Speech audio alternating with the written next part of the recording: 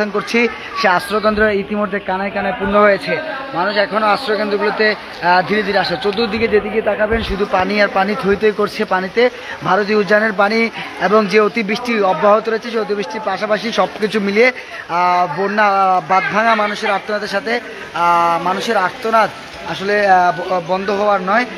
দেখতে পাচ্ছেন সেনাবাহিনীর একটি গাড়ি আবারও ফুলগাজীর উদ্দেশ্যে, আরও একটি স্পিড বোট নিয়ে তারা ফুলগাজীর উদ্দেশ্যে যাচ্ছে।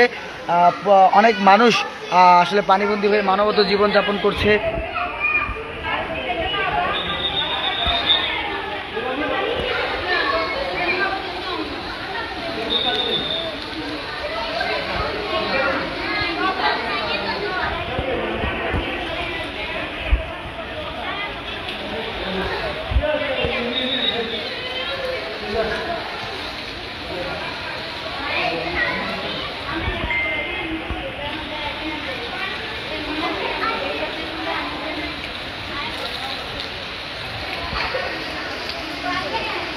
তো স্মরণকালের সবচেয়ে বড় ভয়াবহ বন্যায় কিন্তু ফেনীর উত্তরের যে উপজেলা রয়েছে ফুলগাজী, পরশুরাম, এই অঞ্চলের মানুষজন সবচেয়ে বেশি আক্রান্ত হয়েছে।